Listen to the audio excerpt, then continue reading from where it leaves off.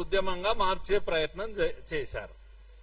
Open గా చెప్పాలంటే ఇది తెలంగాణ ఆంధ్ర సమస్యనే కాదు, మళ్ళీ అందరు చెప్తున్నారు ఇది. మరి ఏం సమస్య అంటే కడుపు మంట సమస్య, కమ్యూనిస్టుల యొక్క కడుపు మంట సమస్య అది ఓపెన్ గా చెప్పాలని. అయితే వీడు కాటికి కాలు చాపుకున్న కమ్యూనిజం అని ఒక 30 ఏళ్ల క్రితమే పుస్తకం చదివిన. ఇప్పుడేమో ఆ కాళ్ళు కూడా లేవు, అని మాయమైపోయినాయిగా. ఈ దశలో కూడా అది ఏమంటామంటే ఆరిపోయే దీపం లాంటిది, అది కొద్దిగా గట్టిగా వెలుగుతుంది, చివరి ప్రయత్నం చేస్తుంది, ఏదో ఏం చేద్దామనే తెలియని ఒక ప్రయత్నం చేస్తా ఉంది. ఇది మనం అర్థం చేసుకోవాలి కంప్లీట్ గా. రెండో విషయం ఏంటంటే ఈ చస్తున్న కమ్యూనిజము ఎవనో ఒకరిని చంపి చావాలని చూస్తుంది కనుక దేశమంతా హిందుత్వ వేవ్ వస్తా ఉంది కనుక అరే ఇక్కడి వరకు వచ్చేస్తుంది, బెంగాల్ అయిపోయింది, ఇంకా తెలంగాణకు వచ్చేటట్టుంది, ఏం చేయాలి అని ఆందోళన ఇదంతా కూడా. కనుక ఈ మొత్తం నరేటివ్స్ యొక్క వార్ లో రాజకీయ పార్టీల ప్రమేయం లేనే లేదు. దీంట్లో కాంగ్రెస్ లేదు, సోకాళ్ళు తెలంగాణ కోసం అన్నటువంటి కేసీఆర్ వాయిస్ లేదు, ఎవరిది లేదు, చంద్రబాబు కూడా లేదు, ఎవరిది లేదు. మరి ఎవరిది అంటే రాజకీయాలకు అతీతమైన శక్తులు ఎవరికైతే చచ్చే సావు వచ్చిందో వాళ్ళ సమస్య ఇది. ఇప్పుడే కాదు ఇది, ఇంతమూలు మీరు చెప్పారు కదా చాలా క్లియర్ గా. గో బ్యాక్ ఉద్యమాలు ఈ రాష్ట్రంలో చాలా వ్యూహాత్మకంగా చాలా ఇదిగా ప్లాన్ చేస్తా ఉన్నారు, ప్రతి డిజైన్ చేస్తున్నారు ప్రోగ్రామ్స్.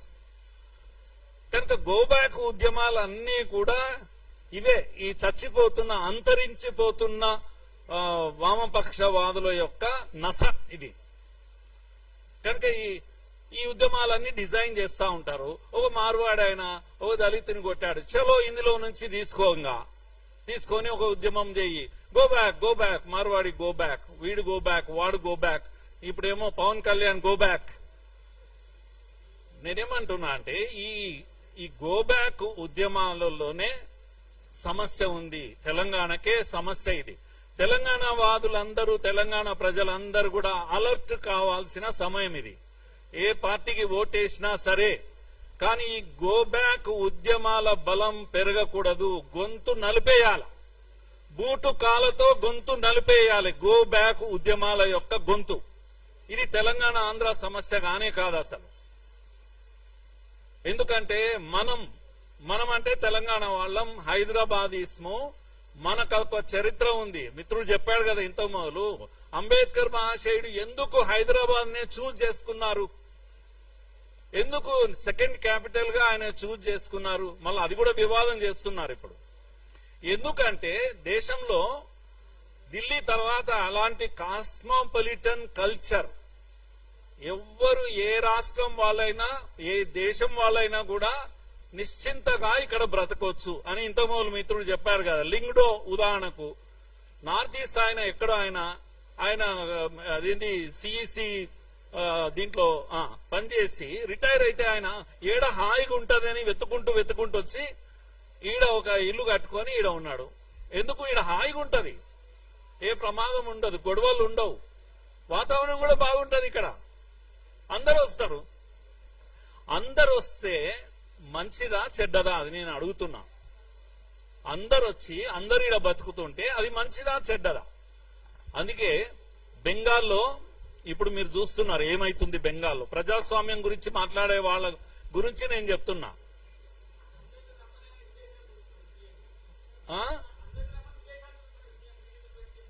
చెప్తున్నారు. జ్యోతి బస్ తర్వాత ఎవరైనా మీరు బుద్ధదేవ్ ఇచ్చిన ఎలక్షన్ మేనిఫెస్టోలో ఏమన్నాడంటే, పరిశ్రమలు అన్ని కూడా ఇక్కడికి రాండి, మీకు మేము సెక్యూరిటీ ఇస్తాం, మా కార్మిక సంఘాల యాక్టివిటీని మూత పెడతామని చెప్పింది. బెంగాల్లో ఈ అన్ని ఇండస్ట్రీస్ పరిగెత్తి వాపస్ వెళ్ళిపోతుంటే జ్యోతి బస్సు పాలనలో 20-25 ఏళ్ల తర్వాత సిపిఎం తీసుకున్న నిర్ణయం ఏంటంటే, అందరూ రాండి, మేము రక్షణ ఇస్తాం. ఎవరి నుంచి రక్షణ ఇస్తారు? తమ క్యాడర్ నుంచి, సిపిఎం క్యాడర్ కార్మిక సంఘాల నుంచి రక్షణ ఇస్తాం, కార్మిక సంఘాల పని ఆపేస్తాం. ఇది సిపిఎం చేసినటువంటి ఇది. ఇప్పుడు అదే సమస్య ఇక్కడ కూడా తేవాలని చూస్తున్నాయి శక్తులన్నీ కూడా. టాటా గురించి బుద్ధదేవ్ భట్టాచార్య టాటాను తెచ్చుకుంటే మమతా బెనర్జీ దాని మీదనే కదా గొడవ చేసింది, వాపస్ వెళ్ళిపోయింది గుజరాత్ కు.